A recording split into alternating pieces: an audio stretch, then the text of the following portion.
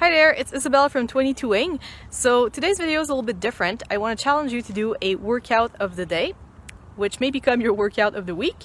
Since it's Memorial Day in the States, I want to challenge you to do Murph, which some of you may have heard of. It is a 1 mile run followed by 100, yes, 100 pull-ups, followed by 200 push-ups, then 300 air squats, and finally followed by another mile run. And you're supposed to do all of this wearing a 20-pound weight vest. Now obviously this is a very challenging workout, but you can scale it to your own level by, for example, just taking off the weight vest. And you can also scale down the movements. I'll put links for pull-up tutorial and body weight squat tutorials that I did before. And you can scale down the movements. I'll show some example right now. And you can also break down the reps. So instead of doing 100, 200, 300, you can do 10, 20, 30 for 10 rounds. Or you could also do 5, 10, 15 for 20 rounds. So it makes it a little bit easier by alternating the movements because you have less muscle fatigue. But it's still a very hard workout, so grab a buddy or a family member and you can do this from a distance.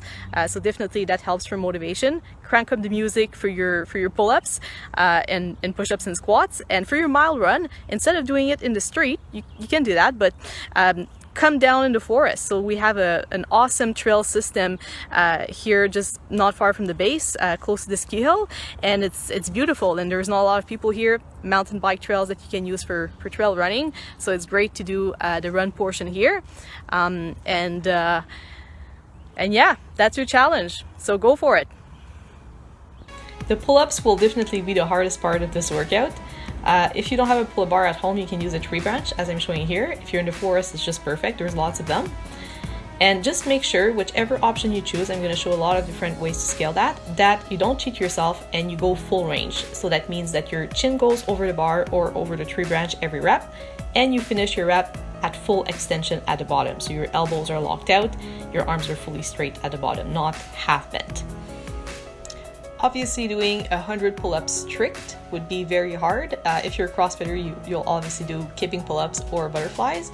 But if you don't know how to do these, you can modify this by doing jumping pull-ups. So taking a lower bar or a lower tree branch with your feet touching the ground, but starting at full extension again at the bottom, and then using your feet jumping up so that you don't have to use your arms quite as much to jump your chin over the bar.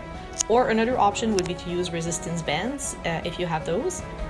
But same principle applies, chin goes all the way over the bar and full extension at the bottom. If you're working out with a partner, you can also use them as added resistance, so they can take your legs and help you up to get your chin over the bar, and then you can alternate your reps so that one is resting as the other one is assisting, and vice versa. Another option would be an inverted row, just like Haley's demonstrating here. You can do it with straight legs, which is a little more challenging, or you can do it with bent legs. But in both cases, you want to go full range again, so arms are fully straight at the bottom and the sternum touches the bar every rep at the top. When it comes to push-ups, this is probably the part that's going to make you the most sore, talking from personal experience. But again, I want to emphasize full range, don't cheat yourself. The chest touches the floor at the bottom of each rep. You can release your hands if that helps you.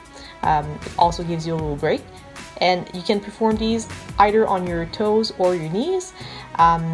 Toes is better, of course, but as you get really tired, it's still 200 reps. It's okay to go down on your knees, or even better, use an object such as a chair or a bench to do inclined push-ups. And the same principle applies. This time the chest touches the bench at the bottom of each rep. I encourage you to go check out my pull-up tutorial as well as my bodyweight squat tutorial, so I will put the links in the description. Other than that, enjoy, in quotation marks, this workout. Push yourself, but also listen to your body, respect your limits, and have fun.